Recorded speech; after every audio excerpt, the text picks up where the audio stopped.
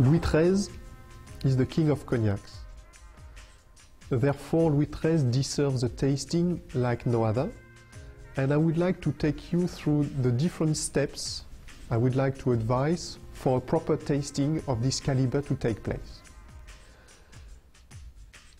It took 100 years to make, and right from the start with the color, you can see the viscosity with the tears and the brilliance which is making Louis XIII standing from the others. Once you've taken this step, you're now ready to actually look at the first nose of Louis XIII. And here my piece of advice is to approach the tasting with what I call restrained desire. That is to say, obviously this is a rare moment and one should be really willing to experience all the aromas at stake, but at the same time, please respect what is going to be tasted, and to do that, try to smell the glass from a distance. You will see very rare and delicate notes, and you will be able to notice the incredible lift of aromas that Louis XIII can offer.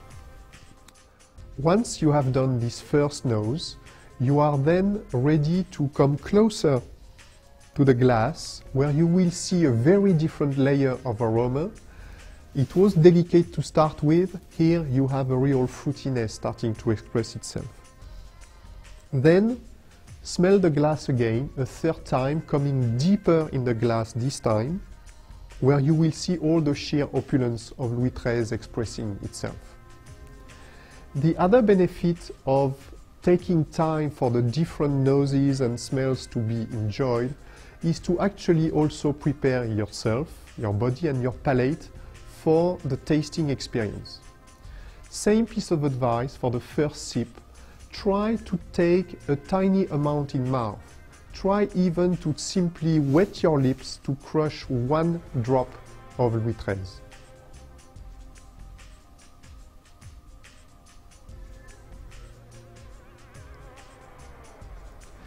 By doing this, we think it's a real opportunity to actually see the density, the thickness, the texture of Louis XIII, which is like no other. It's coating the palate, it's actually impossible to escape, moving everywhere in the palate, even with such a tiny amount.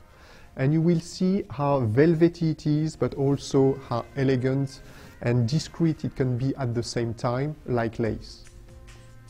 Having performed this step, you are then prepared, your palate is perfectly protected to take a proper sip and enjoy all the wave of flavors that Louis XIII can offer.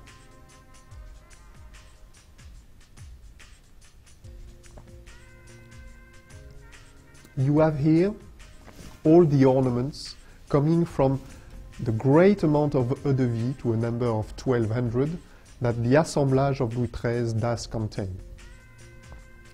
Once you have experienced this, you are then obviously able to enjoy, sip by sip, all the dimensions, all the layers of flavors that can be seen in Louis XIII.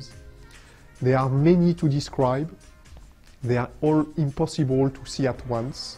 And that's something that you should all remember, that Louis XIII, because it's taken a century to achieve, is larger than us, its story, its flavors, and most importantly, and I will conclude by this, its persistence.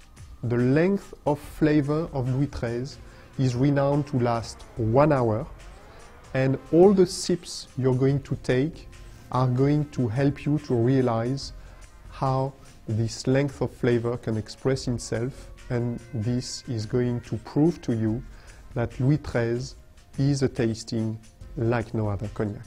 This is why it's been called the king of cognacs since 1874, now for 134 years. Enjoy the tasting.